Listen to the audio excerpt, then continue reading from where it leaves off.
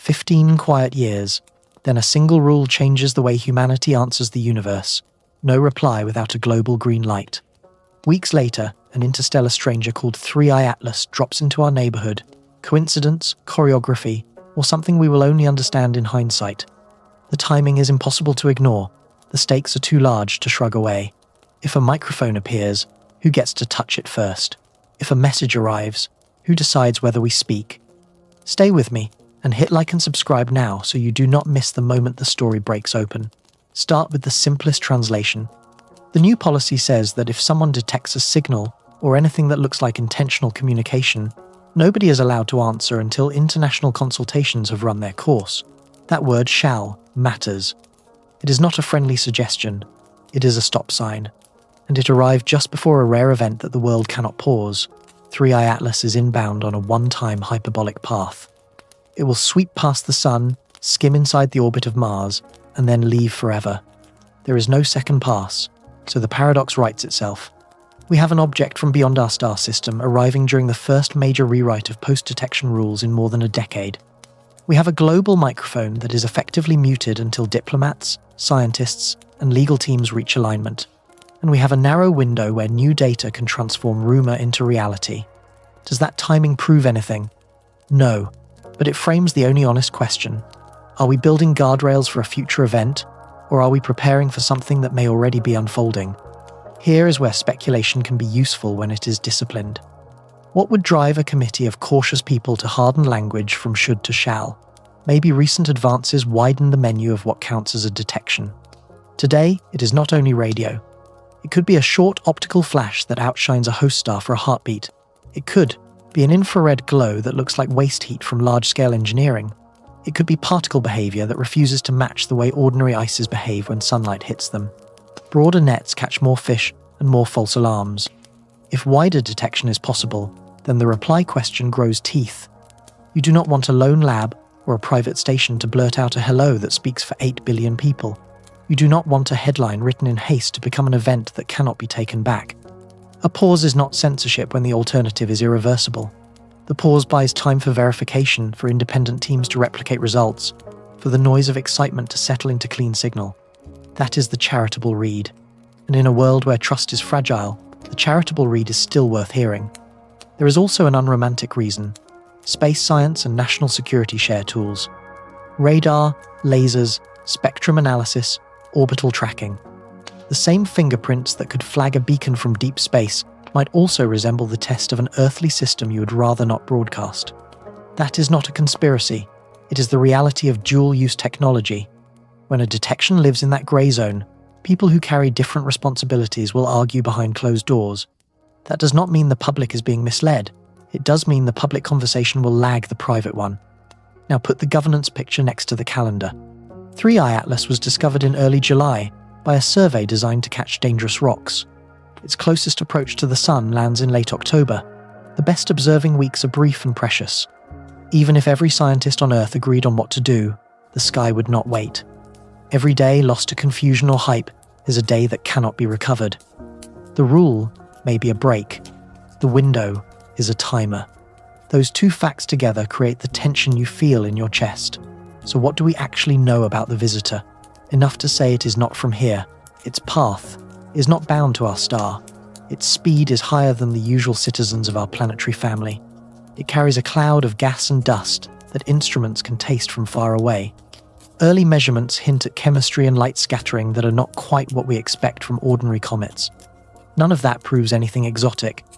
All of it justifies patient attention and a refusal to pretend the story is boring. This episode is not an alarm. It is a map. We will translate legal phrasing into ordinary speech. We will track the scientific steps that turn a rumor into a result. We will admit what we do not know yet, and we will keep the door open for real surprises. If the universe is about to hand us a lesson, we will take it without flinching. And if it hands us a puzzle with missing pieces, we will not fill the gaps with wishful thinking. Curiosity with discipline. Wonder with caution. That is how we deserve the truth when it arrives. Start with the word that changes everything. Shall. In the language of rules, should is a nudge, while shall is a command. When a document says no reply shall be sent, it moves from advice to obligation. It says freeze until the right people have talked. It draws a thick line between a detection and a response, then posts a guard on that line. Now translate reply into real life. Reply means any intentional signal that could be understood as a message. A narrow radio transmission aimed at a target in space, a train of laser pulses timed in a way that screams artificial, a tightly shaped radar ping, an optical flash sequence. Even a piggyback transmission through a distant reflector. If the intent is to say we are here, if it looks like a hello that is deliberate, it counts. Translate consultation into real life. Consultation means a coordinated process that loops in scientific bodies and diplomatic bodies before any message leaves Earth. A committee within the International Academy of Astronautics can assemble experts and issue guidance. The United Nations Committee on the Peaceful Uses of Outer Space can convene member states and seek consensus. The International Telecommunication Union can guard spectrum use, so a transmission does not wreck critical services on the ground. None of these groups can push a single red button for the world, yet together, they create a funnel that slows rash action and demands a paper trail. Why slow down at all? Because detections are fragile at first contact, equipment can glitch, terrestrial interference can masquerade as cosmic structure, natural phenomena can fool human pattern seekers.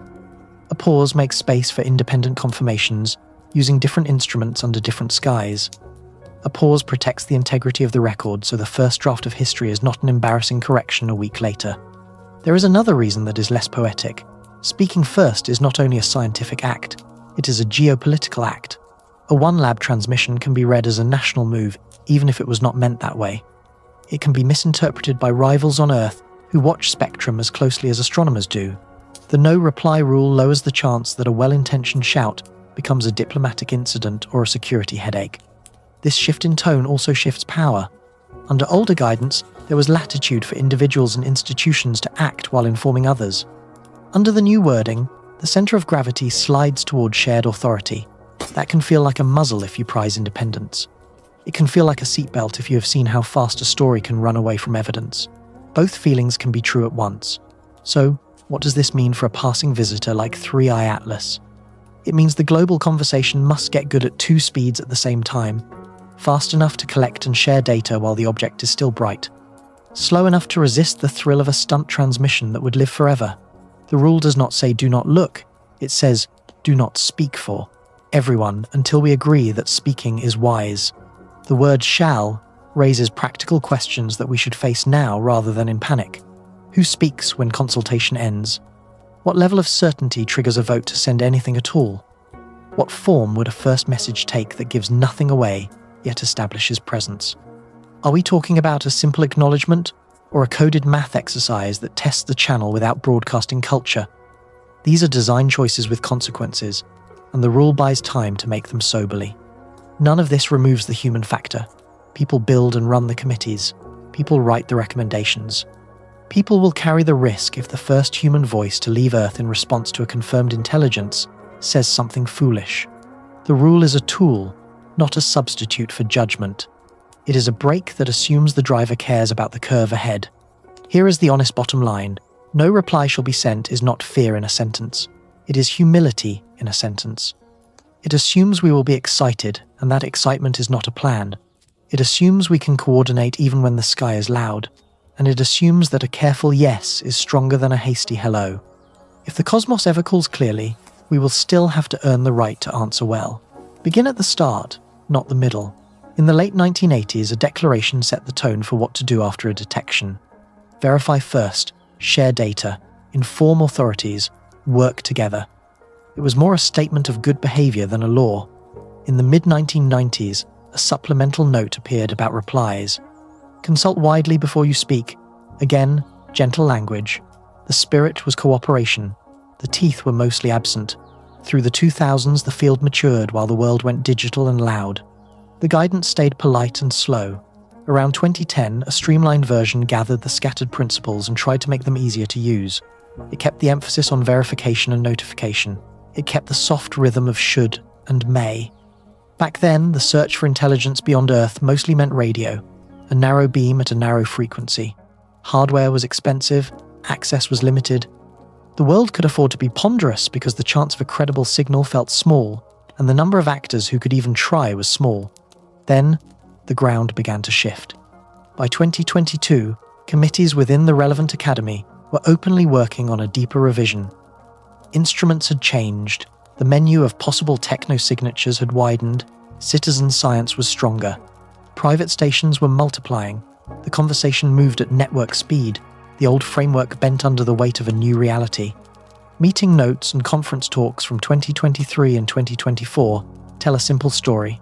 Bring the rules up to date, expand the scope, tighten verification, be explicit about replies. That is the institutional timescale. Years, not weeks. A draft that touches many nations and many disciplines does not snap into place overnight. It moves through cycles. A working group writes. Peers argue. Language hardens where it must and softens where it can. Every change invites questions from lawyers, engineers, ethicists, and diplomats. The more global the ambition, the slower the machine. You do not steer a barge like a scooter, and you do not rewrite global norms in a weekend. Now set that patient process next to a calendar that made everyone sit up. In early July 2025, a survey designed to watch for dangerous rocks flagged a fast mover on a path from outside the family. The object we now call 3I Atlas. Through late summer, telescopes across the spectrum tried to learn its chemistry and behavior. In late September and early October, a public draft of the revised post-detection framework appeared on preprint servers for anyone to read. The proximity of those events is the drumbeat you still hear. What can we conclude from that drumbeat? Not as much as our pattern-loving brains would like. The revision process clearly predates the discovery by years. The need to expand beyond radio and to tighten verification did not depend on a single object. Those needs grew out of technology, access, and a more crowded sky. At the same time, the public landing of the draft in the very weeks that headlines about an interstellar visitor peaked is hard to ignore. It invites suspicion, and it also admits a more boring explanation. Work finishes when it finishes. Here is the cleanest way to hold both truths. The ship was already sailing, and the storm made everyone notice the ship. Committees had been grinding, language had been debated. The draft would have surfaced this year with or without a visitor.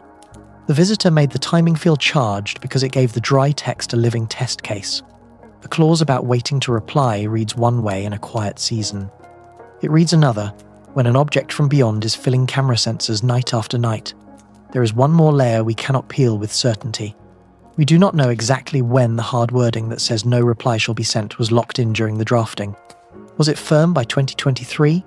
Did it crystallize in 2024?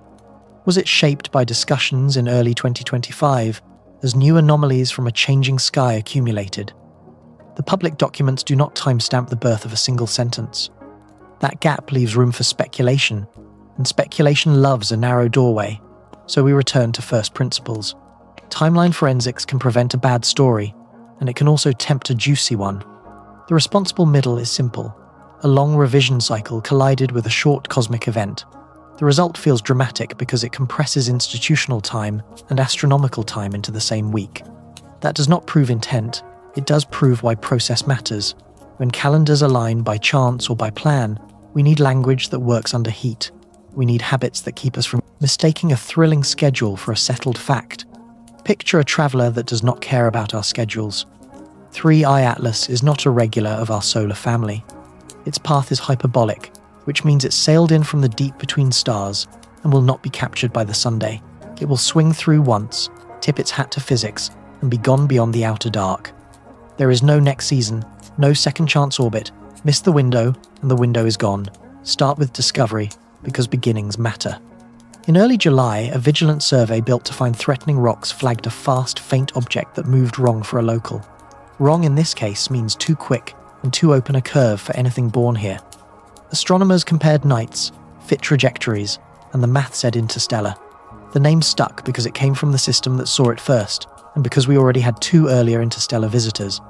This one made 3. Now put the approach on a human clock. Late October is the close swing by the Sunday inside the orbit of Mars. Not a skim of the solar furnace, but close enough that sunlight will squeeze chemistry from its skin. After that, the object climbs away into a colder, emptier sky, and the light we can collect thins out night by night.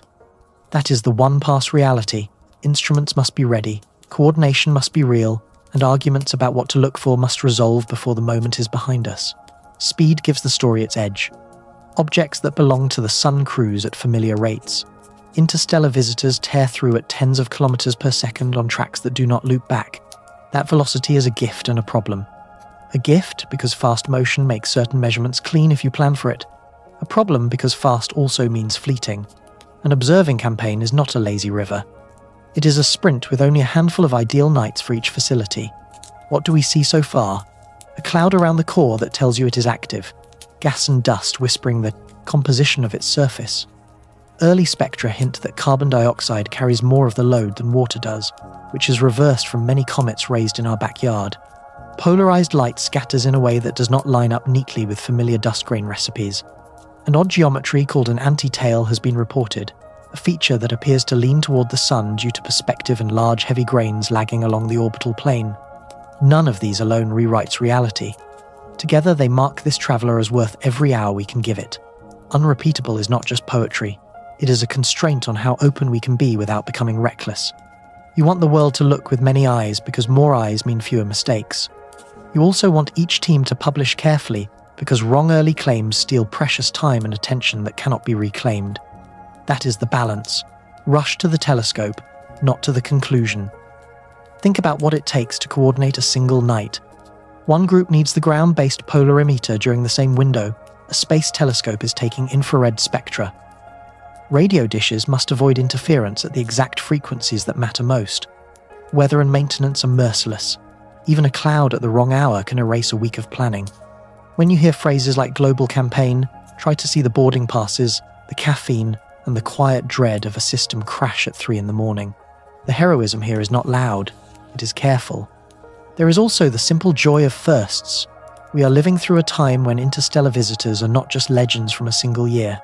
We have instruments that were built after the last one and tuned during this one. We can compare, contrast, and update our models in the same season the data arrives. That does not make the unknown less unknown.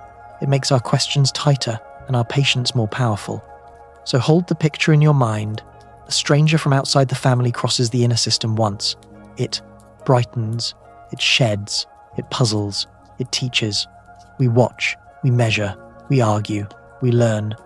Then the lights fade and it is gone. That is why this pass matters. That is why governance and restraint and speed must somehow coexist. And that is why the story we tell while it is here should honour both the wonder and the work. Start with the headline pattern that makes scientists sit up straight. 3I Atlas seems rich in carbon dioxide compared to water, roughly 8-1 in early reads, where most homegrown comets tilt the other way. That ratio alone does not make it artificial. It does make it unfamiliar. A world born in a colder recipe, or in a different star cradle, could easily carry more carbon dioxide ice to the party. Still, when the dominant molecule flips, you pay attention. Next comes the way light scatters from the coma, the fuzzy shell of dust and gas around the core.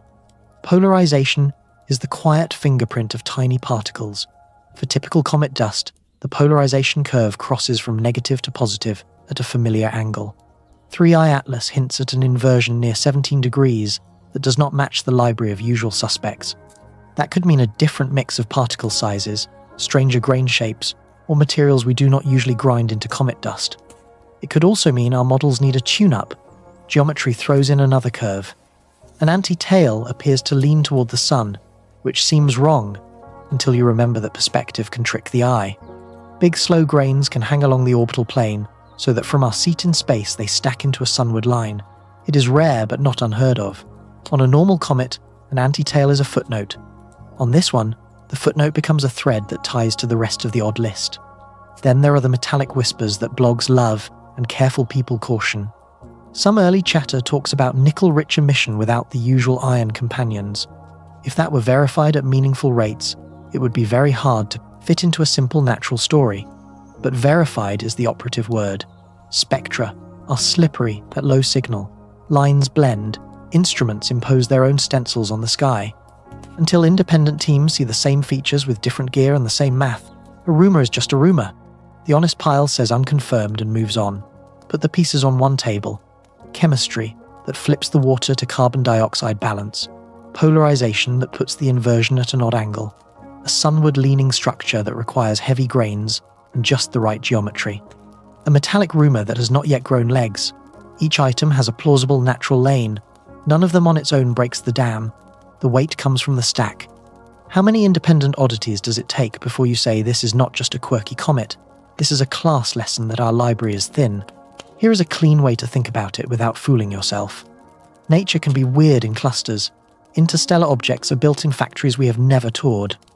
A single star-forming cloud can imprint dust with shapes and coatings that produce polarization curves we have not modelled yet. Temperature histories far from our sun can lock in volatile ratios that look backwards to us and perfectly ordinary to them. An anti-tail needs only grain size, timing, and geometry. None of these demands a machine. At the same time, engineers know that materials can broadcast themselves. Highly processed alloys, regular grain shapes, or engineered surfaces leave optical and thermal signatures that are not common in natural rubble. If an object carried a skin that survived deep space, or if it vented in periodic pulses, we would expect subtle patterns that stack into a louder message when you look across many instruments. That is why the dossier matters. Not to shout craft, but to ask whether the pattern grows when you stitch measurements together. So the next steps are not glamorous, but they are decisive. Repeat the ratio with fresh observations as the object brightens and fades. Sweep the polarization angle across phase angles and wavelengths to see whether the odd behavior holds or was a trick of geometry the first time. Revisit the anti-tail with careful modeling of viewing geometry night by night. Demand that any metallic claim survive a gauntlet of calibration checks and an independent instrument on another mountain under another sky. Meanwhile, hold the emotional line. Curiosity without credulity, skepticism without cynicism. If a natural explanation wins, that is a victory for knowledge and for our models of how other star cradles cook their comets. If the stack resists every natural lane we can sketch, then the hypothesis space narrows and the story grows teeth. Either way, the world learns something real. Here is the human truth under the data. Anomalies are not trophies, they are invitations. A number that does not fit is a teacher with a question in hand. The dossier is a collection of questions that deserve sleep, coffee, and second attempts. It is not a verdict, it is the map for where to point the next night and the next instrument. When we say weird, we should mean it as a promise to keep looking until weird becomes a new normal or a new story entirely. Imagine the sky as a crowded conversation. For most of the 20th century, we listened for a single kind of voice, the tight radio whistle that could not be made by wind or stars. That search still matters. Yet the universe gives us many other ways technology might reveal itself. The modern picture is larger, wider, and frankly more interesting. When we say technosignature today, we mean any measurable pattern that is most easily explained by tools, machines, or engineered processes, rather than by simple geology or weather in space. Begin with light itself. A powerful laser aimed across space can outshine its star for a heartbeat. That flash could be as brief as a blink of an eye and still be obvious against the steady glow of a sun. Telescopes can watch for those spikes in carefully chosen colors of light. If a pulse repeats with a clean rhythm or carries a structured gap pattern, it points away from nature and toward intention. Short, bright, timed, that trio is hard to fake with random rocks and gas. Move to heat. Every machine leaks waste heat. A civilization that gathers a large fraction of a star's energy would glow in the infrared like a banked fire under a blanket. We can look for objects that are too warm for their size or that radiate in ways that do not match the simple surfaces of dust and stone. The trick is patience and statistics. You compare thousands of normal sources until the outlier refuses to fit any tidy model. Now, think about particles. Comets and icy bodies breathe when sunlight warms them. They shed neutral gas and charged ions that stream away in familiar proportions, shapes, and speeds. If an object vents in clean pulses, or if its gas includes unusual compounds in steady ratios, or if the flow has a knife edge instead of a fuzzy edge, the behavior starts to look engineered. A nozzle shapes flow. Nature tends to smear it. The distinction is not always obvious on night one, which is why repeated measurements across many orbits of observation matter. Polarization joins the list. Light can be twisted by the surfaces it hits or the clouds it passes through. The twist follows rules that depend on size, shape, and chemistry. Natural dust gives us a playbook built from decades of comet studies. A surface made of regular, processed grains can twist light differently. That difference shows up as a curve that refuses the old playbook. On its own, a strange curve is only a clue. Together with chemistry and timing, it becomes a line of evidence. There is also motion. Natural objects follow the pull of gravity, with small deviations from sunlight pressure and outgassing.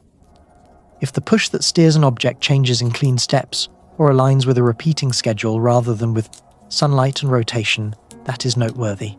Again, the sky loves to fool the impatient. Fragile bodies can fragment.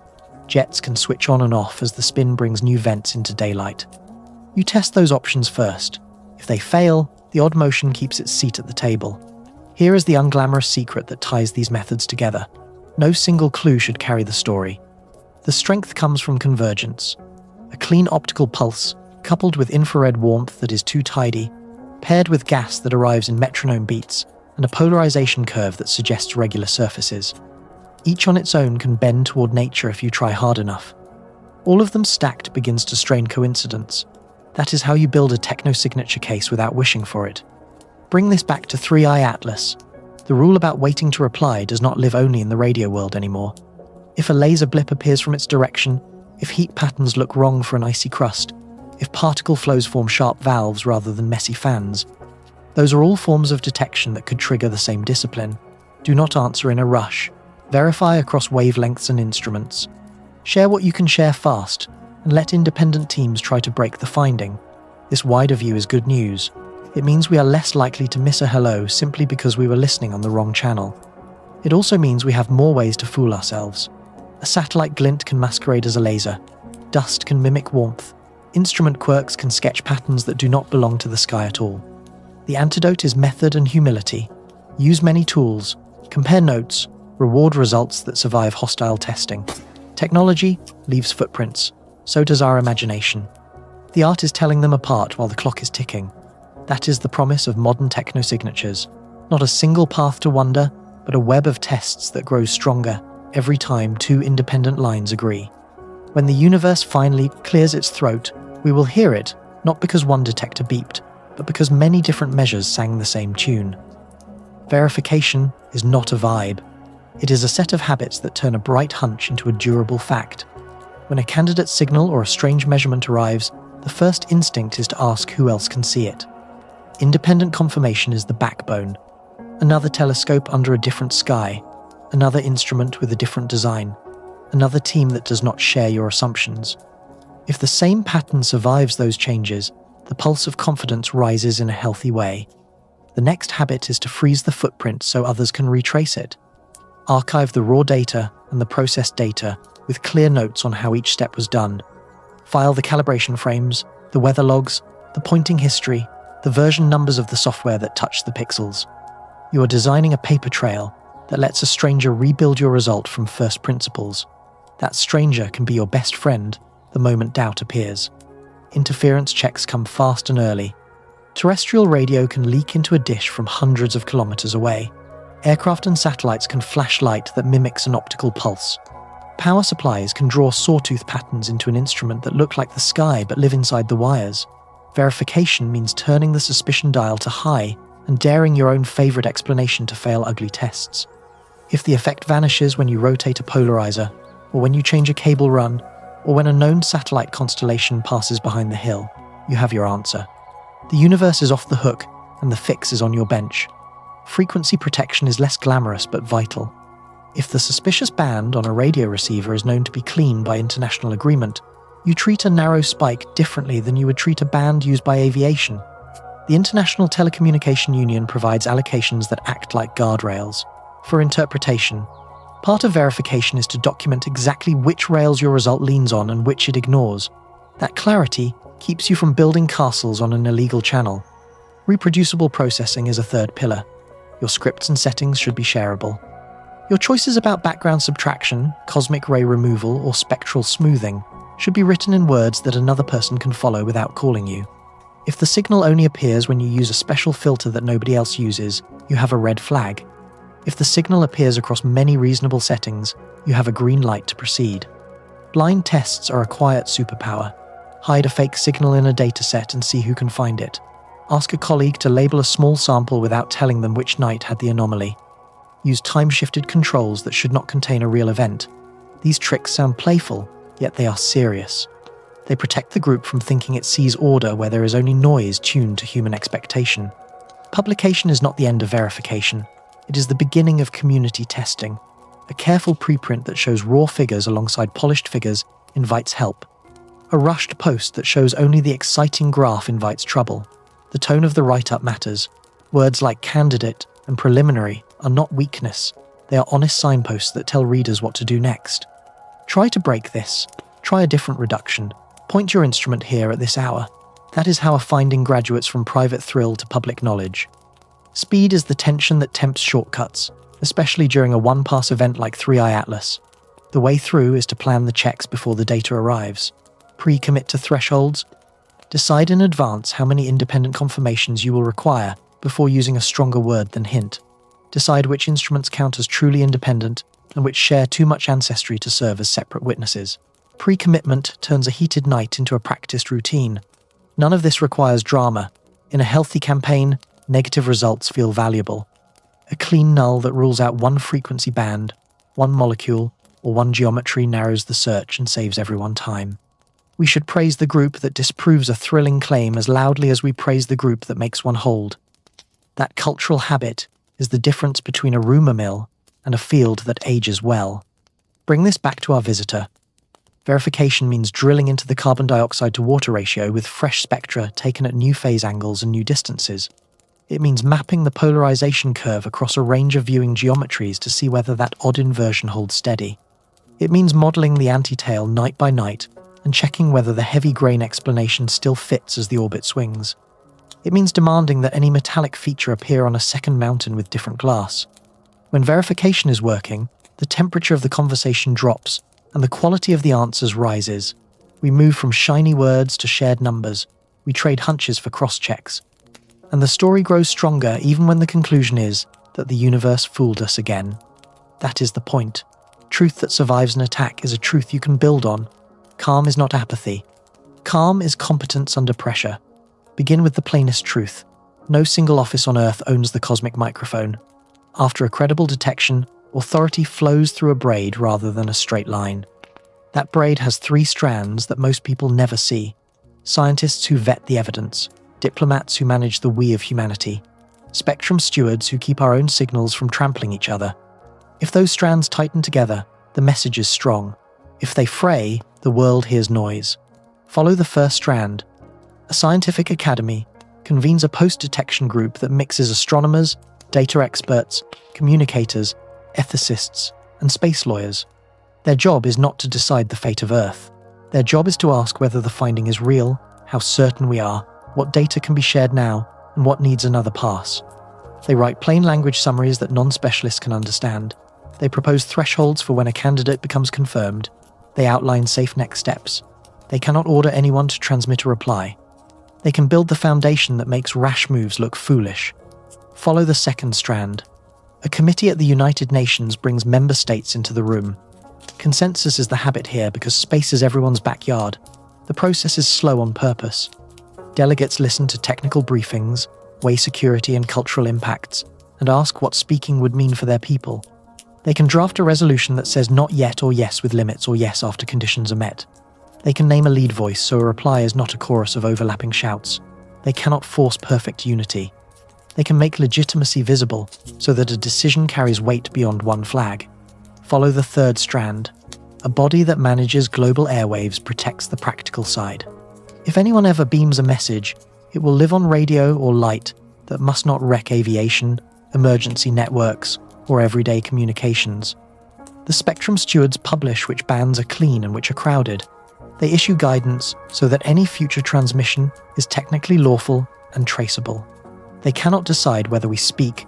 They make sure that if we do not jam ourselves in the act. Now weave in the national layer. Space agencies and science ministries brief leaders. Security councils ask hard questions about intent and risk. Foreign ministries look for common ground with allies and competitors. Each capital has its own rhythm and its own threshold for comfort. Some will want to wait for stronger certainty. Some will want to move quickly to shape the narrative. None can speak. For everyone, by right. All can complicate the path if they chase spotlight over substance. Add the private layer because the century demands it. Universities, foundations, and companies own telescopes and dishes. A startup can hold data that matters. A philanthropist can fund a survey that hosts the first hint. The rule that forbids rush replies assumes that these actors will accept shared norms. They cannot be compelled in the way a ministry can. Persuasion, transparency, and prestige are the levers. Recognition for restraint becomes part of the incentive structure. So does reputational cost for grandstanding. This is the honest map of who can and cannot push a button. The Academy can recommend. The United Nations can authorize. The spectrum stewards can allocate and log. National agencies can prepare hardware and draft language. Private operators can help or hinder. None of these on its own can summon a planetary yes. Together they can create a narrow door through which a careful yes could pass when the evidence is mature. There is a second microphone that matters just as much. The narrative one. Press offices at space agencies, briefing rooms at the United Nations, live streams that reach millions. If institutions hide behind grey text while influencers tell a simpler story, trust drains away. The cure is legibility. Show the names of the committees.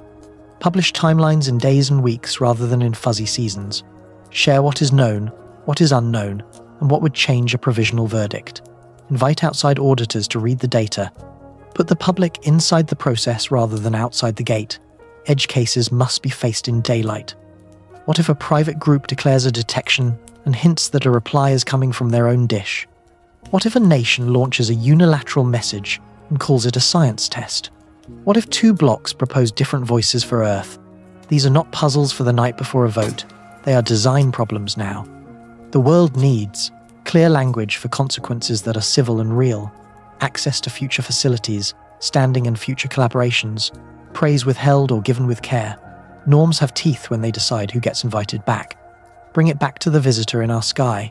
If a truly artificial signature clears the verification bar while 3i Atlas is still bright, the braid must tighten fast without snapping.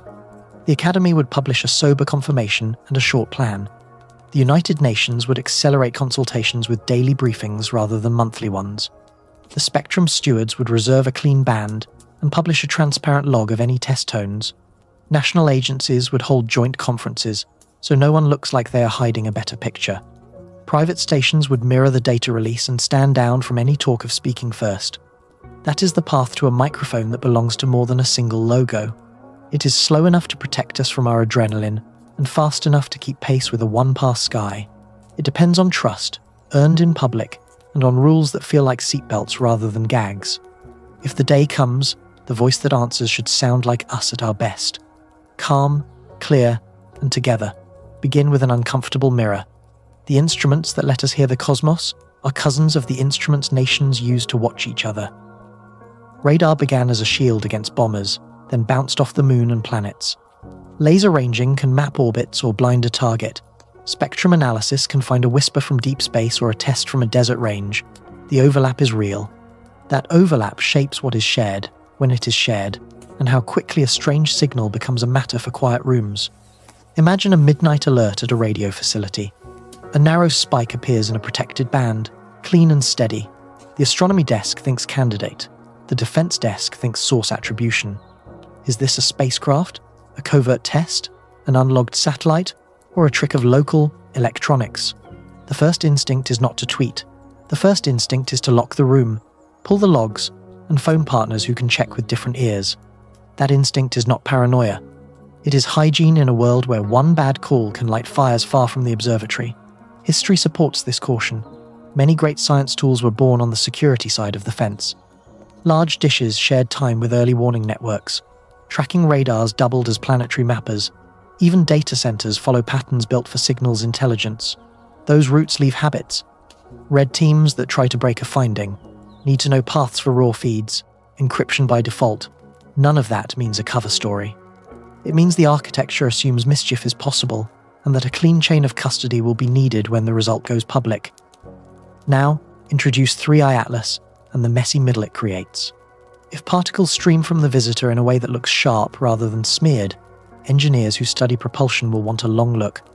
If a blinking optical pattern appears, space situational awareness teams will ask whether a known satellite was in the line of sight. If a radio tone rises from a band that doubles as a military lane in some regions, spectrum monitors will insist on a deeper scrub. Science wants speed, security wants certainty. The clock wants neither. It just ticks. Classification is the word that makes people flinch. Sometimes it is defensive theatre. Often it is a temporary lid, while experts decide whether releasing details could reveal a method or a vulnerability. A known sensor technique can be exposed by a careless figure. The exact noise profile of a receiver can teach an adversary how to hide. Even a timestamp can place a classified asset where it should not be. When you live with those risks, you close your fist until you know what is in your hand. Secrecy breeds suspicion, and suspicion fuels narratives that outpace facts. That is why dual-use domains must design transparency on purpose. One workable pattern is staged disclosure. Share the existence of a candidate quickly with plain language and numbers that do not give away sensitive methods. Share raw data after a fixed delay once it is scrubbed of signatures that do not belong to the sky. Share the recipe for the analysis in reusable code so others can audit the logic, even if they cannot see every proprietary detail on day one. Disinformation is a second shadow in this story. When a claim threatens to move markets or shift public mood, motivated actors can salt the field with noise. Low-quality lookalike datasets, confident threads that misread a graph on purpose, edited clips that hide a key control. The cure is not to elbow louder. The cure is to create receipts that are hard to fake, time-stamped observatory logs, cross-checks from facilities with no shared funding, third-party attestation that the pipeline ran as published, boring beats flashy in a storm. Consider the rogue choice that keeps committees awake. A private operator detects a pattern that feels too good to be natural and teases a reply. They do not answer to a ministry, they answer to an audience. The only tools left are norms and incentives. Journals can decline to publish groups that break the hold pause rule. Agencies can limit access to shared networks for teams that chase clout over coordination. Consortia can reserve early looks at new instruments for crews that have shown restraint under heat. Prestige is a lever. Use it. Dual use does not mean dual loyalties. It means shared responsibilities. Scientists owe the public speed and clarity without recklessness.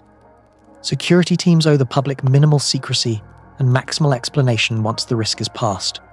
Both owe each other the assumption of good faith until evidence says otherwise. That is how you keep the braid from fraying when a rare object races the clock. Bring it home. If 3i Atlas throws a curve we cannot explain, the path to truth will likely pass through rooms with no windows before it reaches feeds with millions of eyes. That interlude should be short, documented, and followed by daylight that lets any careful mind check the work.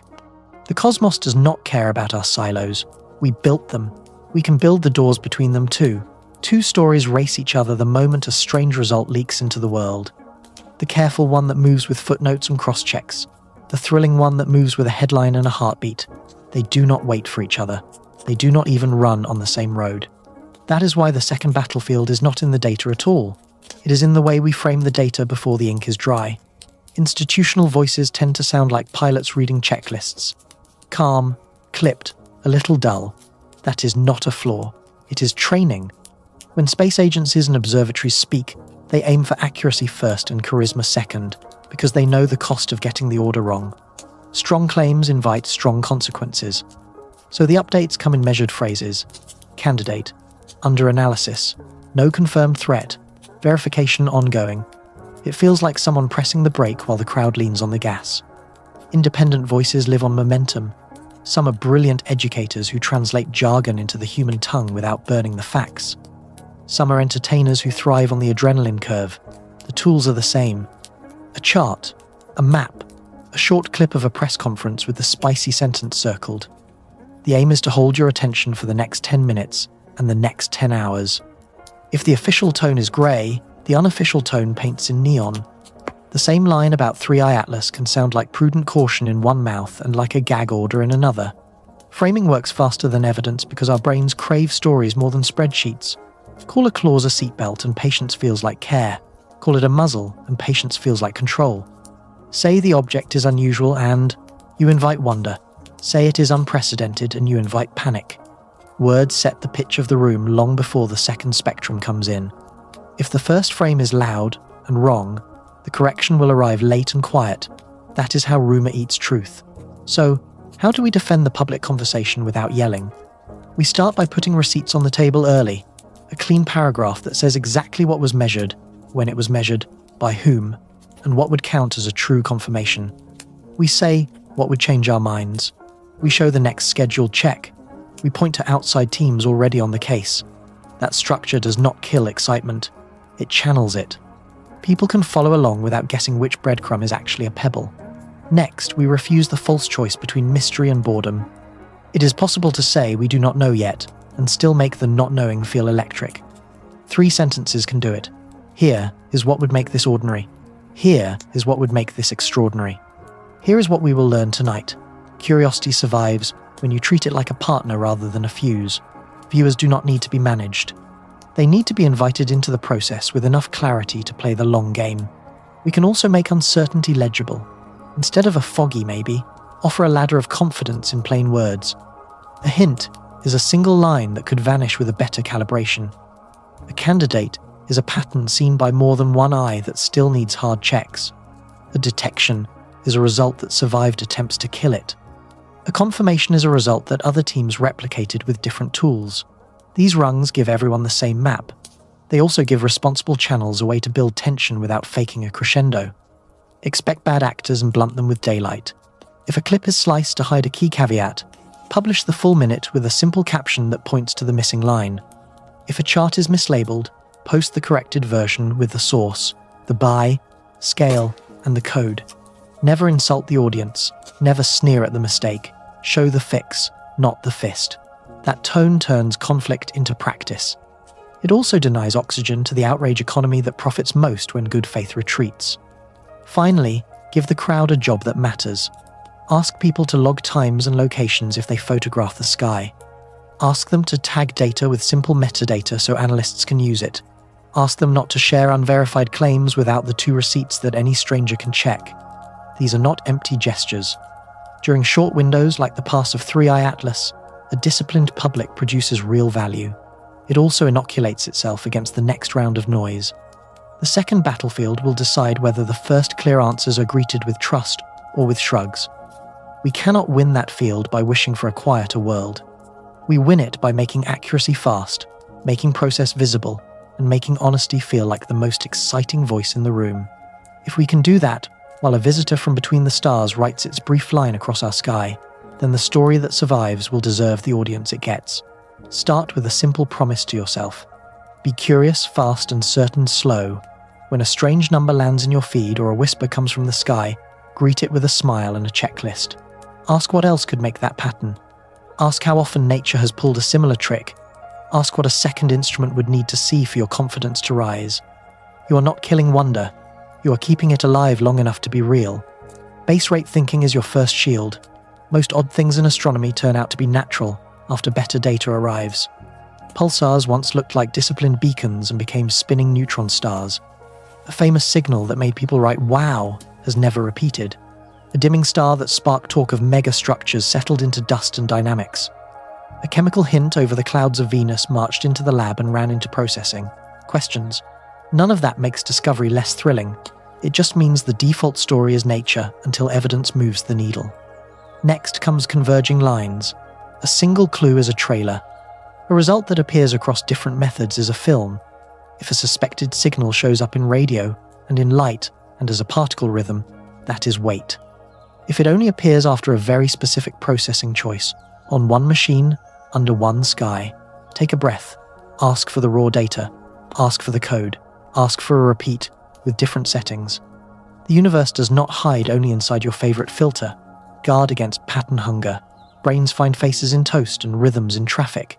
Instruments can have personalities. A power supply ripple can look like a heartbeat.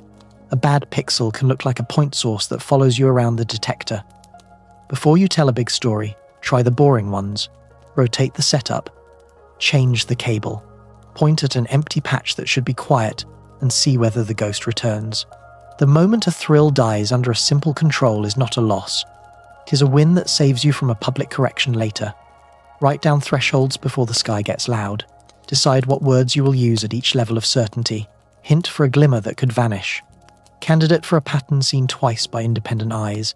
Detection for a signal that survived hostile checks. Confirmation for a result other teams rebuilt from scratch. Pre-commit to the number of replications you need before you will use the stronger word. When the clock is ticking, your past calm self will protect your future excited self.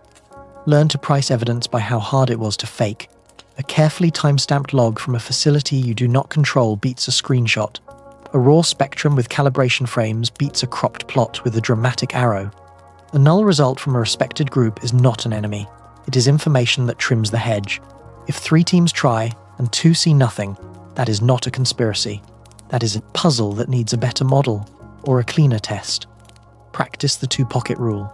In one pocket, keep the best natural explanation you know. In the other, keep the best non-natural one that fits the facts without adding magic. With every new observation, update both. If the natural pocket keeps growing stronger, celebrate the lesson about how the universe really works. If the non-natural pocket refuses to shrink after honest attacks, give it more attention and recruit more eyes. Either way, you are moving toward truth rather than toward the story you wanted. Beware of speed as a substitute for certainty. A viral thread can make 1,000,000 hearts race by the time a calibration plan is even on the table. Fast is fine for sharing what you plan to test tonight. Fast is not fine for assigning intent to a number. When 3i Atlas is bright and cameras are busy, the most valuable voices will be the ones that report steps and next steps, rather than grand finales on the hour. Hold one last habit close. Name the future that would change your mind. If you think the carbon dioxide story will collapse, say what measurement would force you to update. If you think the polarization curve cannot be natural, say what grain model would make you comfortable with nature again. This turns you from a fan of one outcome into a scientist of all outcomes. It also gives your audience a map for watching with you rather than cheering from a distance. This is not a lecture about being boring, it is an invitation to be brave in the right way. Wonder is not fragile when it is built on methods that can take a punch. If something extraordinary happens, you will know because it survives the attack of friendly fire from every angle. And if the universe hands us another lesson in humility, we will still win because we will have learned how to see more cleanly the next time a stranger crosses our sky. Raise your eyes past the visitor and look deeper. The James Webb Space Telescope has been handing us puzzle after puzzle, and each one says the same quiet thing. Your models are tidy, the universe is not. We asked Webb to show us what early galaxies look like. It showed us compact red embers that shine too bright and assemble too soon. We asked about chemistry between the stars. It showed complex carbon fingerprints in cold places where old textbooks said not much should happen. Every time we try to pin reality down, it slides sideways and smiles. So what does that mean for 3i Atlas? It means weirdness is a renewable resource. A surprising carbon dioxide balance can be a passport from a different nursery, not a flag from a machine. A strange polarization curve can be dust with shapes we have not baked into our lab trays yet. An anti-tail can be perspective and grain size, not intention. The lesson is not to be cynical. The lesson is to be patient. When nature keeps beating our expectations, the bar for calling something non-natural must rise with our humility. Webb's gift is not only data, it is calibration for our imaginations. Before we decide that a pattern is engineered, we must ask the question that Webb keeps forcing us to ask. Have we counted all the natural lanes? Are we assuming the last decade's menu of possibilities is complete? Or are we open to a new dish the cosmos has been serving for eons that we just learned how to taste? The right answer most days is to widen the natural menu, not to flip the table. This does not cancel wonder. It upgrades it. The discovery that a kind of star or galaxy can exist in a form we did not predict is not a consolation prize. It is a bigger prize. It means our laws still hold, but the solutions to those laws are more diverse than the tidy pictures on a classroom wall.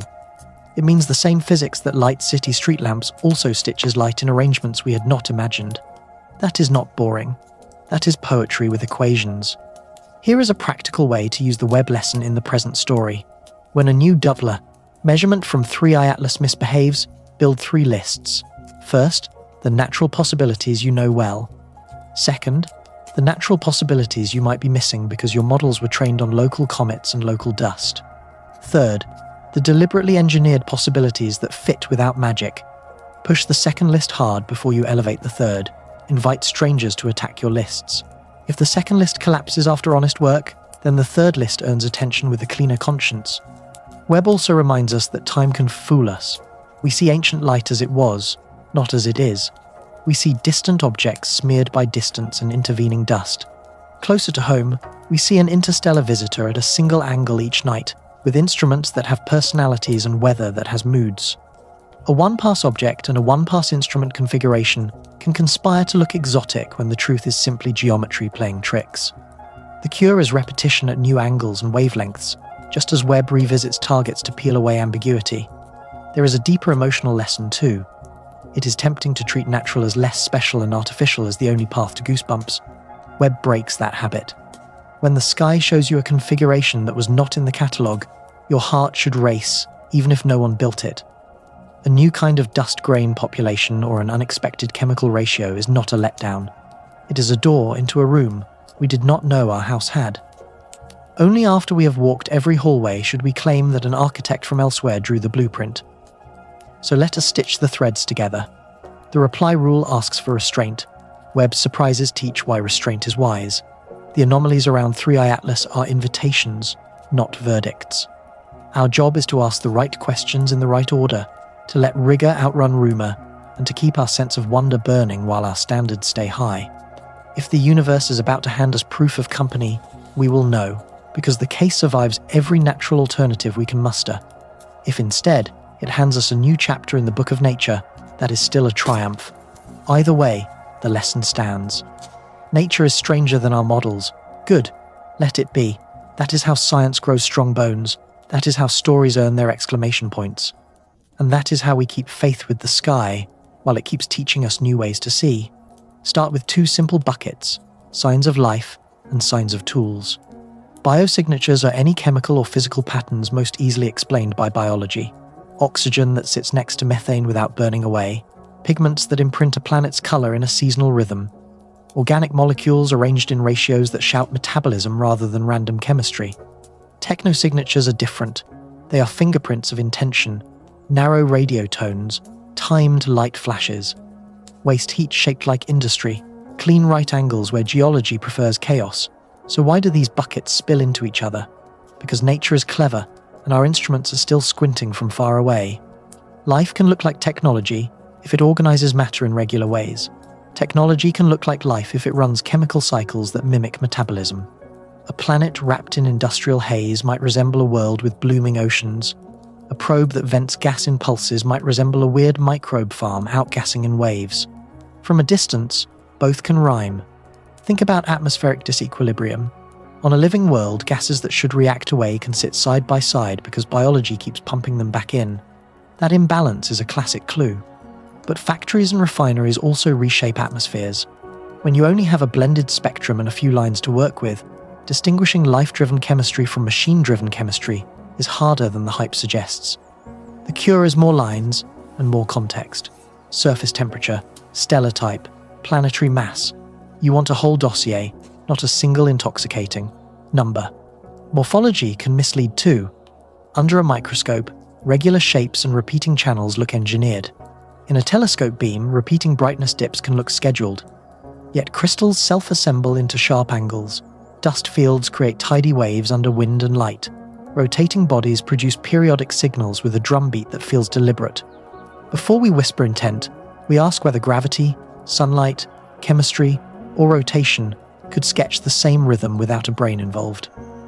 Now, step into the question that matters for 3i Atlas. What if the anomalies we see are biological in origin rather than technological? Could an interstellar ice traveler carry complex organics or even hardy microbes shielded within grains? The idea that life, or its ingredients, hop star systems, is called panspermia. It is not fantasy. Meteorites have ferried organic chemistry around our own system for billions of years. If a distant nursery forged different mixes of ices and dust, the cookbooks aboard a visitor could be rich and odd without implying tools. So what would move us from interesting chemistry to probable biology? Look for patterns that match metabolism rather than mechanics. Isotopic ratios that are hard to reach without enzymes. Complex organics that favor one hand over the other when non-living chemistry prefers balance. Temperature-dependent production that tracks a biological sweet spot rather than a simple heating curve. None of these are trivial to measure at distance. Together they sketch a living lane that engineering would not choose by accident. Flip the question, what would move us from biology to technology? Regular timing across multiple observables. A pulse that lines up with an integer beat rather than a thermal cycle. Spectral lines that shout synthetic solvents or engineered alloys. Heat patterns with edges too crisp for geology or ice. Even then, the rule remains the same. Stack independent clues until the coincidence budget breaks. Where does the reply rule fit if the strongest evidence points to life without language?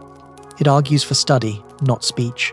A biosphere deserves protection from our curiosity and from our contaminants. Communication would not make sense because there is no one to answer. Caution would become planetary protection rather than diplomacy. You quarantine, you sample carefully if at all, you publish widely, and you treat the find as a cathedral of knowledge, not a stage. Ambiguity is the hard middle. Suppose 3i Atlas shows a chemistry set that could be exotic biology or tidy industry. A pause becomes more than prudent. It becomes essential. You would want biologists, chemists, and engineers in the same room, pulling on the same rope. You would want open data with timestamps so independent groups can replicate or refute. You would want the words we do not know yet to be said with confidence and care, not with a wink. Here is the mental model to carry forward.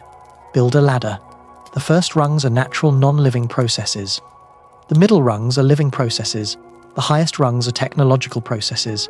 With every new observation, ask which rung it favors and how strongly. Do not jump rungs unless the evidence forces you. Do not stay on a rung because you like the view. We climb together, or not at all. Bring it home. If the visitor's oddities resolve into clean biology, we celebrate a second genesis of life's ingredients and maybe life itself.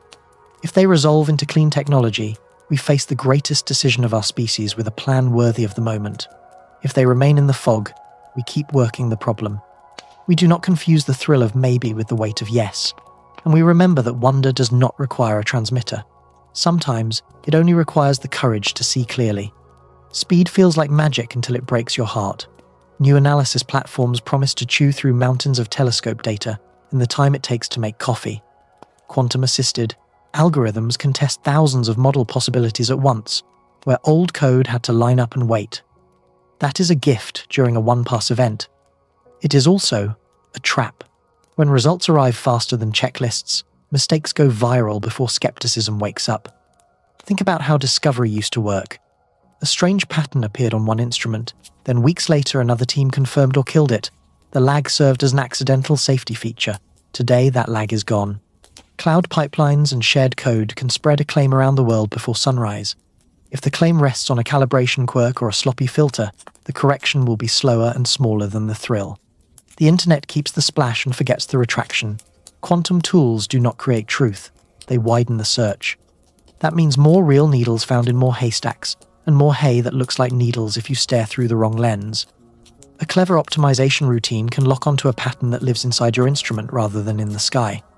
A denoiser can paint a cleaner picture by inventing detail that never existed. Faster engines amplify both signal and human bias. You must build the brakes into the car, so put guardrails on speed before the window opens. Pre-register the tests for 3i Atlas, just like a clinical trial. Write down which hypotheses you will chase, which thresholds will count as strong, and which plots will appear in a report, no matter what they show. Publish that plan. Then when the night comes, your future excited self is bound to the promises your calmer self made. Open your pipeline to friendly attackers. Invite outside teams to run the same data through different codebases with different defaults.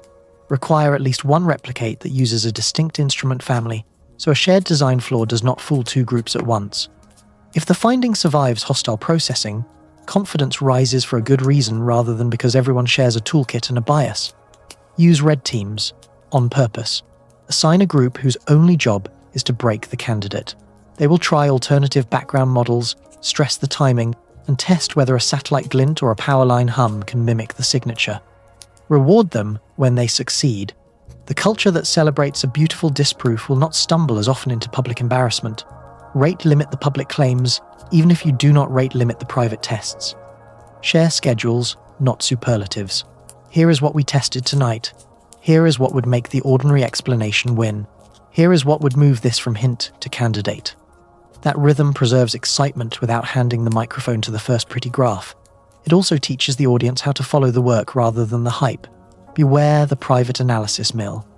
It is tempting to upload the night's data to a slick platform that promises instant insights and a shareable dashboard. If the algorithm is a black box, the insight is a story you cannot defend. Demand access to the recipe that produced the number. If the platform says trust us, smile, and walk away, A result that cannot be audited is not a result, it is a mood. Build synthetic challenges to track your false positive rate. Salt your data streams with fake events at known times and amplitudes.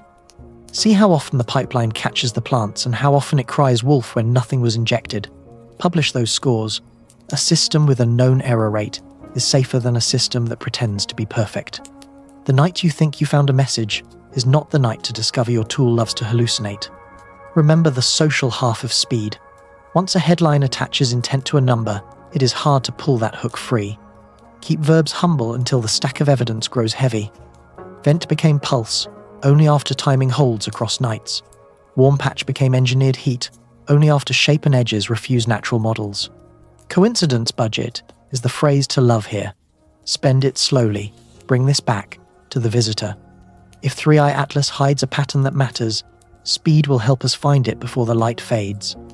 If it hides nothing but the usual mischief of instruments and human eyes, speed will help us fool ourselves. The difference is process. The difference is whether we built the habit of stopping a breath before shouting. Fast can be wise when it is paired with rules that make wisdom automatic. Look around. The tools that once lived only in national observatories now fit in garages, school rooftops, and shipping containers that unfold into telescopes under desert skies. Off-the-shelf optics, modular mounts, open-source software, cloud pipelines, and cheap power from new solar panels turn curiosity into capability. A small team that sleeps beside a laptop can contribute real data while the world scrolls past. That is not a forecast. That is tonight. This is a gift to science. Many eyes mean more sky covered, more nights rescued from bad weather, more cross-checks when a single instrument hiccups. A citizen array that dots longitudes can catch a brief flare that a single facility would miss. A private spectrograph in Chile can verify a line seen from Arizona before dawn. When the visitor is a one-pass traveler like 3i Atlas, a distributed chorus can turn minutes into coverage and hints into tests. But there is a loud side to cheap eyes. When anyone can measure, anyone can narrate. The same social engines that lift good education also reward speed, novelty, and confidence. A clean plot with a thrilling caption can outpace a careful paper before breakfast. That is why the next decade will be decided as much by culture as by hardware. We need norms that make restraint feel like strength and coordination feel like pride. Start with a simple code that any lab or backyard can adopt. Measure, log, share, wait. Measure with a published recipe that others can repeat. Log with timestamps, locations, weather notes, and the exact settings used so an outsider can rebuild your view. Share raw and processed data in the same folder so the community can learn from both. Wait before assigning intent until an independent eye has seen the same thing. This is not a gag. It is a rhythm. Credit must be redesigned to match that rhythm. Celebrate first observations without granting first conclusions. Give visible acknowledgement to stations that produce clean nulls that rule out a tempting lane. Create leaderboards for verification, not just for discovery. The channels that help the story hold together should collect as many thank yous as the channels that break the headline. When prestige flows toward patience, patience spreads. Infrastructure can help. Shared calendars that mark coordinated windows make small stations part of a larger plan. Open target lists tell everyone where attention is most valuable each night. Standardized metadata fields mean a plot from a mountain and a plot from a backyard can join hands in the same analysis without hand translation. A public dashboard that shows which hypotheses are hot and which are cooling keeps the crowd focused on tests that matter. Language can help too. Replace the drumbeat of breaking with the cadence of building. Tonight we are testing the carbon dioxide story at this phase angle. Tomorrow we will repeat the polarization sweep at a different wavelength. Next week, we will model the anti-tail geometry with fresh timing. These sentences give the audience a role beyond applause. They teach how to follow a thread without tugging it loose. The hardest norm is the one the reply rule demands. You are allowed to look. You are not allowed to speak for Earth. A private dish with a transmitter is a temptation waiting for a hero complex. The answer is not scolding. It is status. Make membership in future consortia contingent on honouring the hold pause. Make early access to public data and telescope time contingent on a signed pledge to coordinate. Turn restraint into a credential that opens doors rather than a leash that closes them. Funding models can match the ethic. Microgrants for community observatories should include a line item for training and verification and communication. Sponsor hack nights that stress test pipelines rather than polishing thumbnails. Award annual prizes for the most valuable disproof, the cleanest calibration, the best public explainer that made a complicated uncertainty legible to non-specialists. Money and applause are levers. Aim them at the behaviors that keep truth intact. Prepare for the inevitable edge cases. Someone will post a dramatic claim at 3 a.m. with 2 cropped images and a breathless thread. The response should be swift daylight, not pile-on. Here are the full frames. Here is the weather log. Here is the code to replicate the reduction. Here is a second station that looked at the same time and saw nothing. No insults, no victory laps, just receipts. The outrage economy starves when the room prefers evidence to emotion. Bring it back to 3i Atlas. The visitor is a test not just of instruments, but of us. If we can turn thousands of small sensors into one disciplined network, the world will learn faster and more cleanly than any single facility could manage. If we turn the moment into a race for the hottest take, we will drown in our own echo. The choice is not theoretical, it is nightly. It is in your captions, your uploads, your willingness to accept the quiet heroism of a well-documented null. Cheap eyes and loud voices are not destiny, they are tools. With the right norms, the age of many sensors becomes the age of better science and better stories. With the wrong norms, it becomes the age of noise. The visitor from the dark between stars gives us a rehearsal. Let us earn the right to play the second act. Begin with the simplest truth. A first message is not a science experiment. It is a portrait. Whatever we send will teach more about us than about physics. So the job is not to be clever. The job is to be careful. A reply should be slow, humble, and designed to minimize harm while still establishing that a thinking species lives here and can listen. There are 3 basic options. Say nothing for now, say almost nothing, or say a little more than nothing but in a way that gives away very little. Silence is not cowardice when the evidence is still soft. A short acknowledgement can be safer than a speech. The middle lane is an opener that proves the channel works without volunteering, culture, politics, or anything that could be misused by either side. What does almost nothing look like? Think of universal anchors that do not depend on translation. A sequence of prime numbers paced cleanly in time. A simple geometric progression. A map of known pulsars by period and position shapes that already exist in the sky. A few fundamental constants encoded as ratios. These are not secrets. They are a handshake that says we recognize structure in the same shared universe. They also test the return path. If a reply echoes with the same structure, the confidence that the channel is real jumps. What should be avoided at the start? Geography, military capability, detailed biology, and any claim about our internal divisions. There is no prize for oversharing. Early content should be designed to be dull to any predatory recipient and still thrilling to any scientist. That paradox can be solved with math, physics, and time. A careful opener proves intelligence exists while giving nothing an adversary could exploit. If that sounds paranoid, remember that we do not know who or what listens. Prudence is not fear. It is risk management under radical uncertainty. Message engineering is a craft. Simple patterns travel best through noise. Redundancy helps a receiver who does not share our compression tricks. Modulation should be chosen to minimize confusion with natural sources. Timing should avoid harming our own spectrum users on Earth. A clean transmit log must be kept, so future readers can audit every choice. Even a perfect message can be garbled by interstellar media, designed for that reality. Designed for a recipient who is patient and curious, rather than a recipient who is fluent in our habits. Who writes the words is as important as what the words say. A drafting group needs linguists, astronomers, mathematicians, engineers, ethicists, cultural historians, and people who have lived through miscommunication at scale. The team must also include experts in information hazards, so that an eager line does not reveal a vulnerability. Transparency is crucial. The world deserves to watch the process and comment before any button is pressed. Legitimacy comes from being seen to wrestle with the hard parts in daylight. Consider the tone. Bragging is a bad look. Despair is also a bad look. The right voice is factual and curious. It acknowledges uncertainty and sets expectations. We are testing a channel. We may not hear back within any human lifetime. We are sending because science demands experiment, and because careful listening is part of who we are. That tone says, adult species, in the first sentence, without using the words. There is a deeper reason to begin gently. Messages travel both ways. What we ask invites an answer. Early questions should be limited to physics and math, or to features that any civilization would already know about the cosmos. Inviting cultural exchange at the outset risks speaking for only a slice of humanity. Inviting technical exchange risks entanglement we cannot anticipate. A measured start keeps the door open without pulling us through it. Silence can also be speech. A public choice to wait while the evidence matures sends a signal about our discipline. It says we value verification over drama. It says we will not be rushed into theatre by our own adrenaline. That stance earns credibility with our descendants, who will live with the consequences long after the headlines fade.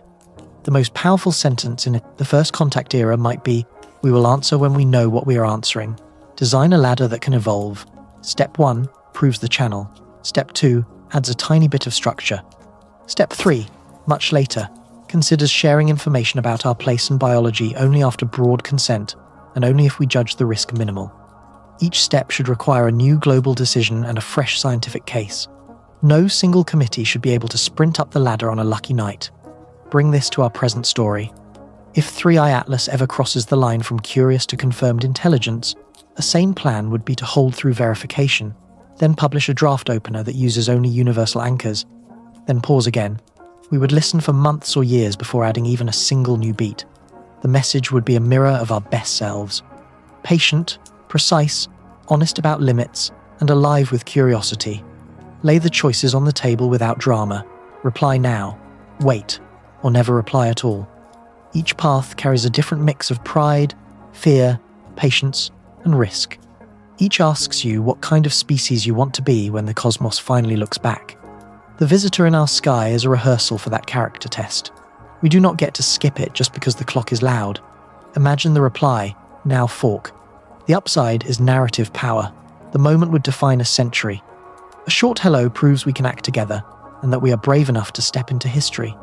If a channel is real, early contact might catch a fleeting window that later closes. There is also a scientific case. A ping can test whether the signal has a return path, or whether we are staring at a lighthouse with no keeper. Now, count the costs. A rushed message could misread the situation completely. We might be answering a natural phenomenon that fooled us. We might reveal information that is harmless to us but useful to someone else. We might fracture trust on Earth if the choice to speak outruns the consent of many nations. A hasty hello would also lock in a tone that future generations have to carry. Once you say the first sentence, you cannot unsend it. That wait is not romantic when the audience is unknown. Slide to the second fork. Wait, this is the path of verification and consultation. The upside is obvious. You buy time to harden the evidence. Independent teams can beat on the finding until the weak parts either snap or prove stronger than doubt. You buy time to design a message that reveals almost nothing while proving the channel. You buy time to tell the public exactly what is happening so the moment does not feel stolen by a small room. Waiting has costs too. The window may close, the signal may fade, the object may be outbound before a vote finishes. Rivals on Earth may act unilaterally and create a fact on the ground that others have to live with. Panic may grow in the information gap if institutions fall silent instead of speaking clearly about what they are doing. The longer the pause, the louder the suspicion, unless daylight keeps pace. Now, consider the third fork.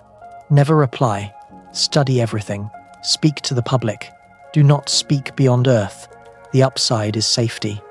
You remove the risk of broadcasting our existence or our location to a listener whose motives we cannot know. You remove the risk of cultural mistakes that echo for centuries. You also commit to a scientific stance that values knowledge without conversation. Some thinkers argue that this is the most ethical course until we know far more. The costs are not small. Silence can look like fear. It can also look like arrogance. A permanent no cuts us off from the chance to learn through dialogue rather than through one-way observation. It turns the largest moment in our history into a museum exhibit behind glass. And practical reality intrudes. In a world of many actors, a forever silence is a policy that can be broken by a single transmitter and a single ego. So how do we choose? Build a matrix that any adult can understand. For reply now, you need exceptional certainty, global legitimacy, a message designed by broad expertise, and a clear technical plan that does not step on our own spectrum. For wait, you need pre-committed thresholds, a visible timeline, public briefings in plain words, and a standing draft of a minimal handshake that has been debated in daylight. For never reply, you need a treaty-level agreement, strong norms that bind public and private actors, and a deep commitment to publish all science so silence does not become secrecy. Where does 3i Atlas point us today? Toward the middle road. Waiting is not weakness, when the difference between almost certain and certain is the difference between a myth and a chapter in the history of Earth. The object is unrepeatable. That is exactly why we must not waste its short season on theatre. The right kind of waiting is busy. Instruments collect, teams replicate, committees show their work in public. The world learns how the sausage is made and is treated with enough respect to keep trust intact. The real decision is not between bold and timid. It is between disciplined and reckless. A disciplined wait can end with a careful opener that says, "We see the same universe you do and we can count to prime." Or it can end with a public statement that says the case did not clear the bar this time and here is everything we learned anyway. A reckless reply ends only one way, with a story we cannot correct. Hold the verdict with calm hands. Reply now is rarely justified. Never reply is rarely enforceable. Wait is the lane where courage and caution meet. If the day comes when evidence towers and consultation finishes, we can step from wait to whisper with our heads up. Until then, the most human choice is patience that works as hard as excitement. Follow the incentives and the fog begins to thin. When a protocol tightens language and a strange visitor lights up the feeds, people reach for motive. Who gains if the story slows down? Who loses if daylight floods in? The answers are not one note. They are a chorus of overlapping interests that can make transparency feel like a negotiation rather than a reflex. Start with working scientists. Their currency is credibility. Careful pacing protects reputations and keeps hard-won funding from evaporating after a public error. A disciplined pause lets verification do its work, which means fewer embarrassing backtracks.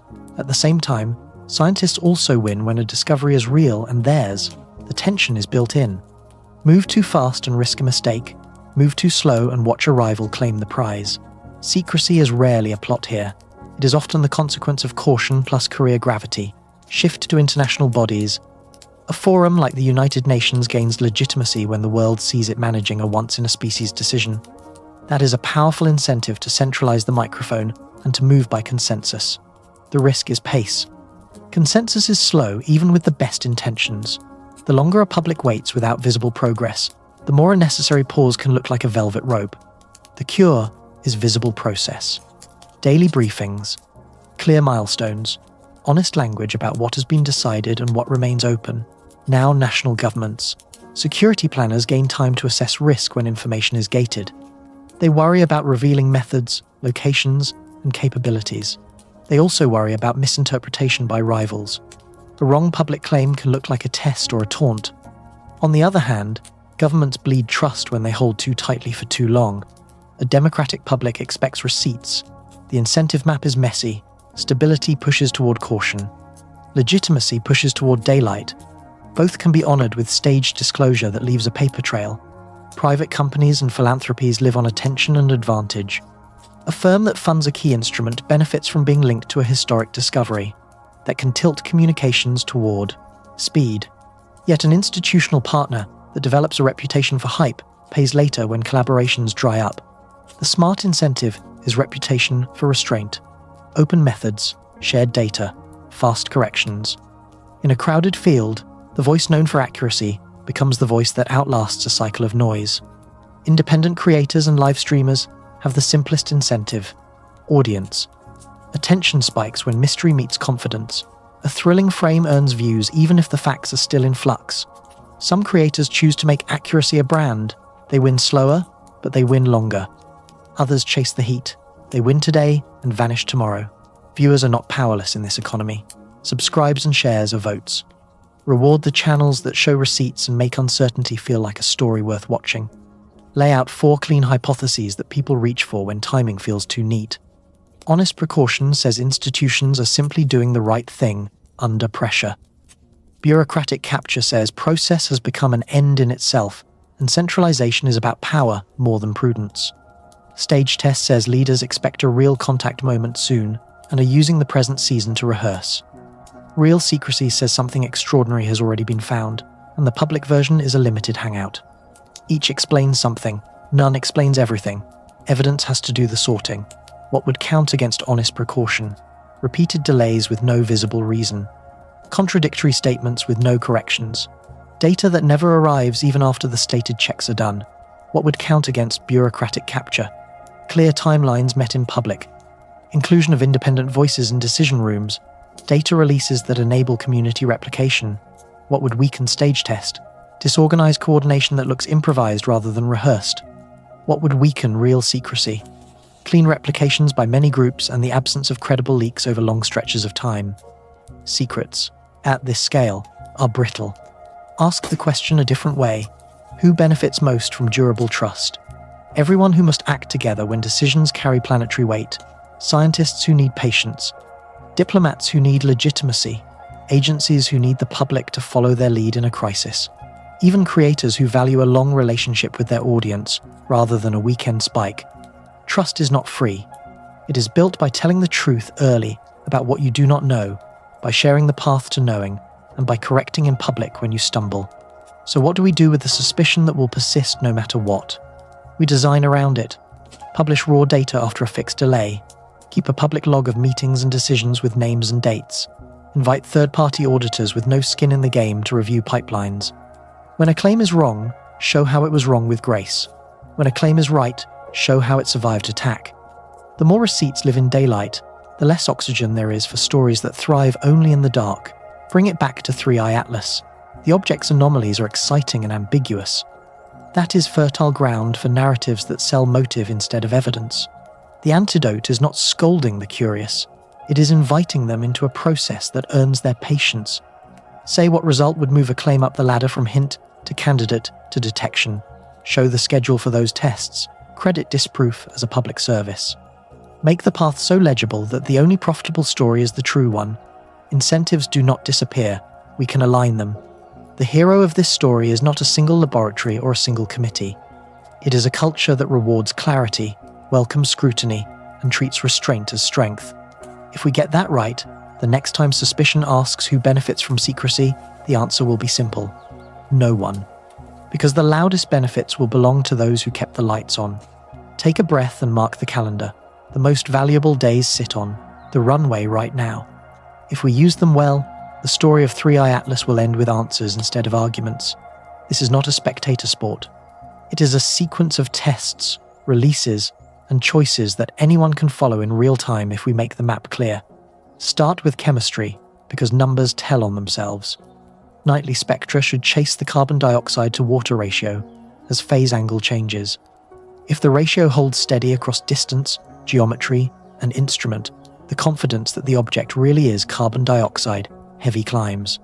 If the ratio slides toward ordinary as glare, dust, or viewing angle shift, the anomaly may be a trick of measurement. Look for teams to publish not just a single ratio, but a curve across nights with error bars that shrink as data piles up. Run polarization like a scan rather than a snapshot. A full sweep across wavelengths and phase angles will either keep the inversion near 17 degrees or move it toward the library of known curves. The signal is subtle and fussy. Expect careful groups to post raw Stokes parameters alongside polished plots and to explain which choices in reduction do and do not change the shape.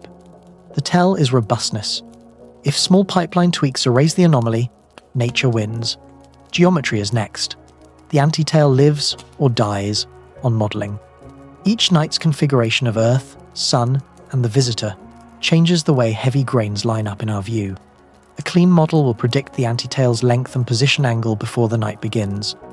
Observations will then confirm or fail the forecast.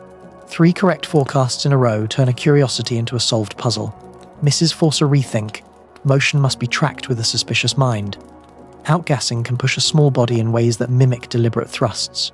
The test is timing and alignment. If non-gravitational acceleration follows the sunlight and the spin of the nucleus, chalk it up to natural jets. If it steps in tidy beats that ignore the heating pattern, that is a flag. Expect light curve work here as well, because rotation period helps tie jet geometry to push direction. Search for rhythm without falling in love with rhythm.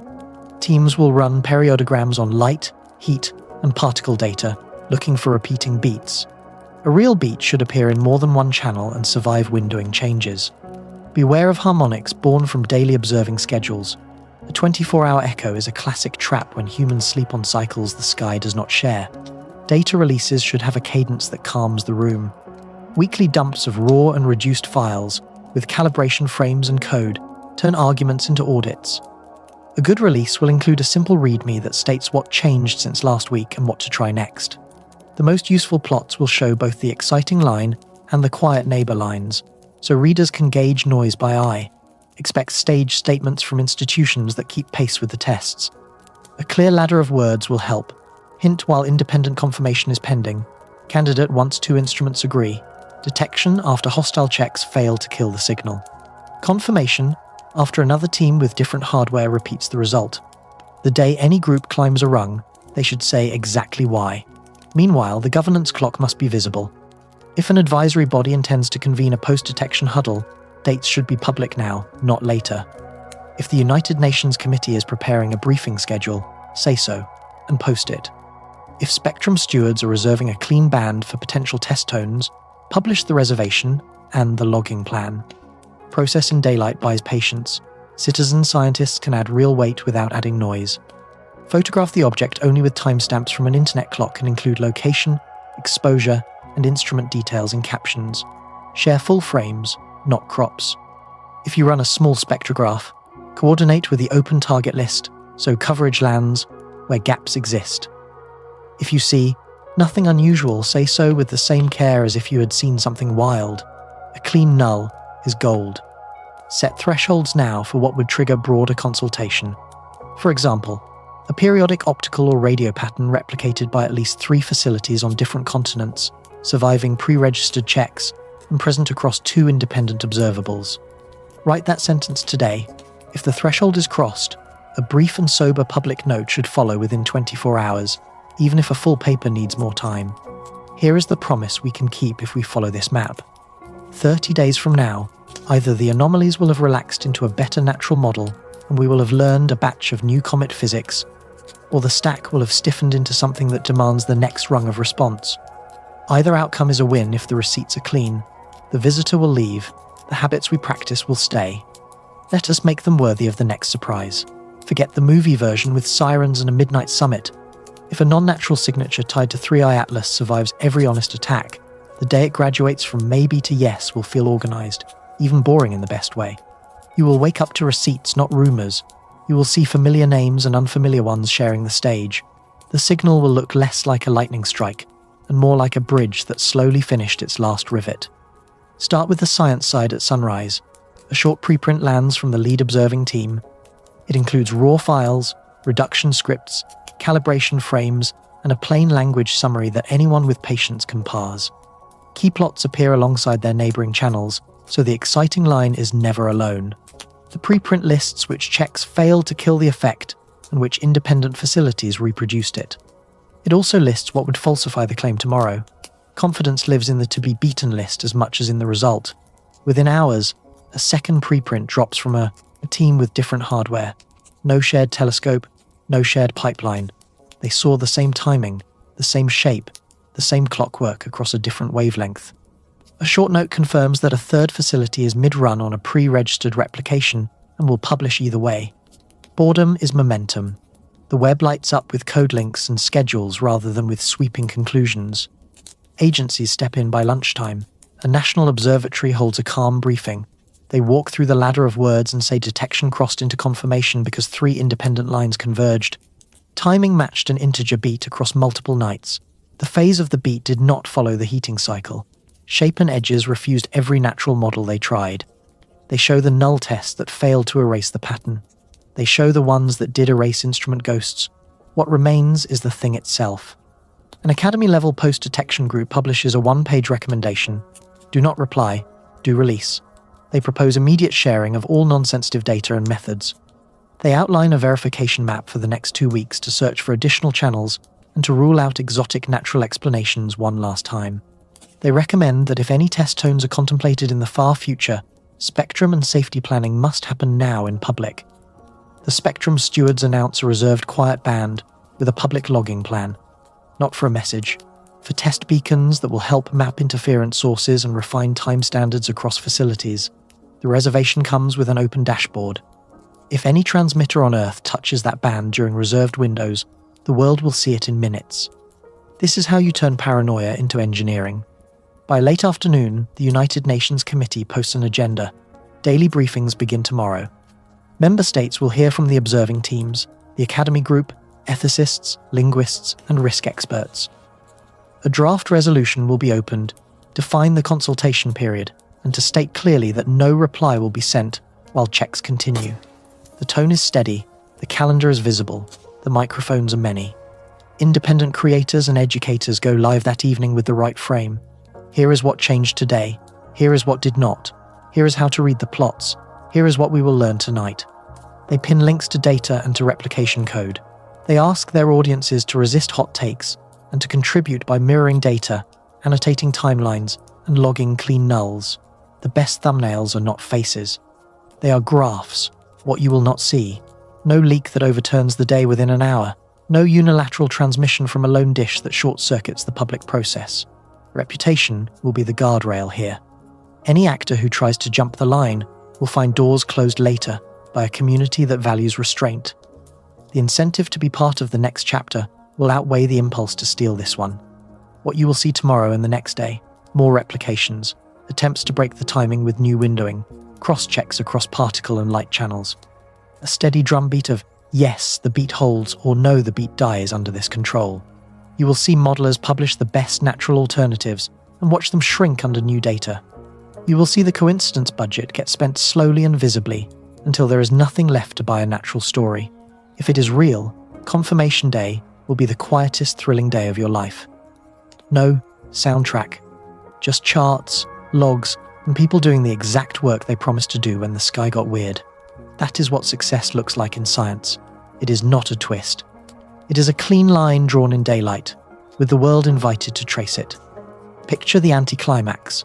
The carbon dioxide to water ratio settles into a calmer curve, once glare and geometry are modelled correctly. The polarization inversion drifts toward the library of familiar dust, when more wavelengths and phase angles are added. The anti-tail lands exactly where the grain model predicts 3 nights in a row. The rumoured metallic line refuses to reappear on a different mountain with different glass. The beat that looked like a metronome melts into windowing artifacts when the cadence of observing schedules is removed. The visitor stays strange, yes, but not supernatural. It becomes a lesson rather than a letter. This ending is not a failure, it is how mature fields grow. A one-pass traveller forces us to sharpen instruments, confront biases, and rehearse the move from hint to candidate to detection to confirmation, without tripping over our shoelaces. Every null that holds becomes a calibration stone for the next object. Pipelines get sturdier because they had to survive public scrutiny. Teams find the brittle parts of their habits and replace them before the next surprise arrives. There is quiet glory in retiring bad explanations. A better scattered light model saves future nights from chasing ghosts. A new standard for logging weather and pointing history turns arguments into audits. A simple checklist for satellite glints becomes muscle memory across observatories. None of that trends. All of it compounds. The next time the sky raises one eyebrow, we will answer faster and cleaner because we paid attention when the plot fizzled. Communication earns an upgrade too. If the ending is natural, we get to prove that boring can be beautiful when told well. We can show the arc from first anomaly to final fit with receipts anyone can follow. We can celebrate disproof as a public service rather than as a letdown. That shift matters. It trains an audience to love method more than myth. It inoculates the conversation against the next breathless thread that forgets to pack error bars. Governance learns as well.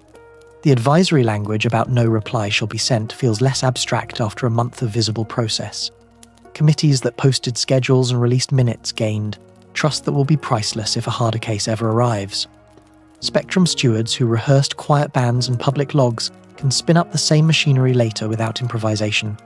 Diplomats who practice daily briefings now know how to keep pace with the clock. The universe does not slow for anyone. There will be grumbling.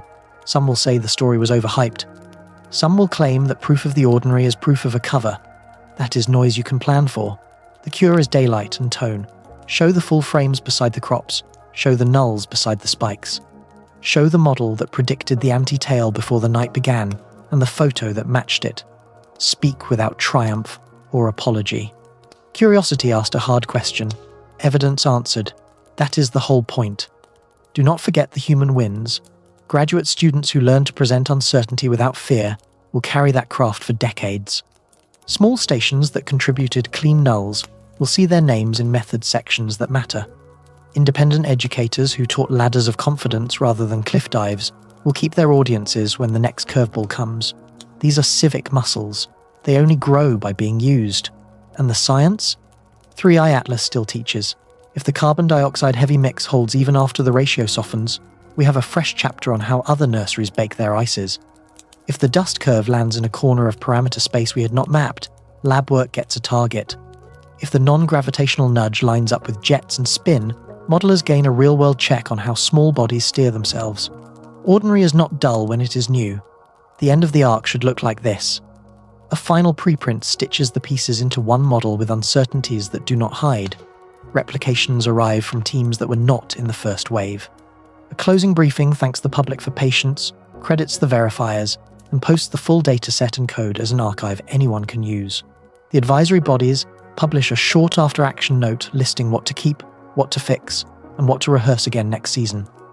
Then we exhale, wave at the receding speck, and turn the telescopes back to the long work. The win nobody celebrates is the win that keeps the future tidy. We did not burn credibility for a headline. We did not let suspicion eat process. We practiced the art of being amazed by the truth we actually have, not the truth we hoped for. If the next visitor brings a message, we will hear it more clearly because this one did not. That is how you get ready for a universe that keeps its best surprises on its own schedule. Look past tonight and into the decade. This story was never only about a single traveller cutting a bright line through our sky.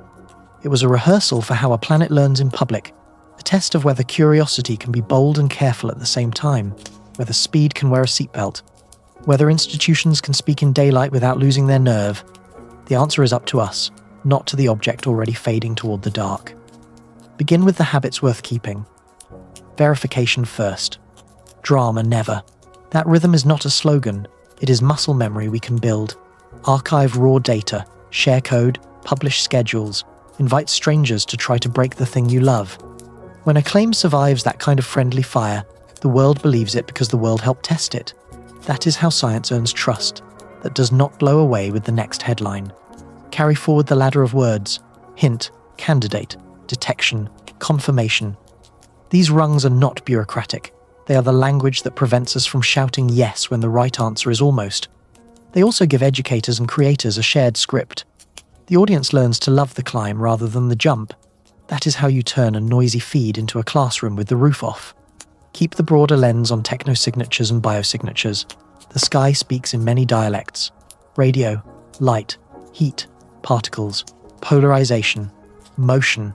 None of them alone should own the story. Convergence is the rule. When 2 or 3 agree and survive hostile checks, attention is earned. When only one channel whispers, and only under special processing, patience is earned. The distinction keeps wonder honest. Governance must stay legible. Advisory bodies should post names, dates, and timelines as a matter of default, not exception. Spectrum stewards should keep public logs that any careful mind can read. United Nations briefings should feel like classrooms rather than ceremonies. Silence creates myths. Calendars puncture them. If a pause is needed, say why and for how long. If a decision is made, show the receipts that carried it. Honor the era of many sensors without surrendering to noise. Citizen arrays and small labs are now part of the same instrument as the big mirrors on the mountains. That is a gift if we share recipes and credit, a curse if we reward speed over sobriety. Build the culture on purpose, leaderboards for verification, prizes for clean nulls, status for restraint. The next global discovery may hinge on a modest station that chose notes over hype. Hold on to humility. The James Webb lesson is carved in the sky. Nature is stranger than our models, and kinder to our patience than to our certainty. When a curve bends where no textbook expects, widen the menu of natural explanations before you reach for intent. If intent remains after honest work, then and only then do you lift the heavier words. Humility does not weaken courage, it makes courage accurate. Plan the message ladder long before a real decision arrives. A first step that says almost nothing, a second step that adds a little structure, a distant step that shares more only with broad consent. Publish the draft. Let the world argue about it in peacetime. If the day comes when a reply is justified, we will not be improvising under adrenaline. We will be choosing from plans that survived sunlight. Most of all, remember the point. We are not hunting proof to win an argument. We are building a civilization that can listen without flinching and speak without swagger. If 3i Atlas ends as an ordinary lesson written in an unfamiliar accent, we will have gained the tools that make the next reading easier. If it ends as the first clear sign that we are not alone, those same tools will keep us steady when every nerve wants to sprint. So, here is our pact with the future. Keep watching, keep checking, keep sharing. When you feel the pull to be first, choose to be right. When you feel the urge to hoard, choose to invite. When you feel the itch to declare, choose to document. That is how a species grows up in public without losing the joy that put eyes on the sky in the first place. If you want more deep dives as this story evolves, hit subscribe and join the investigation. Share this with a friend who texts you plot twists at 2 a.m. Drop a comment with what you are watching for next. The sky is not done with us. The next surprise is already on its way. Let us be ready, together.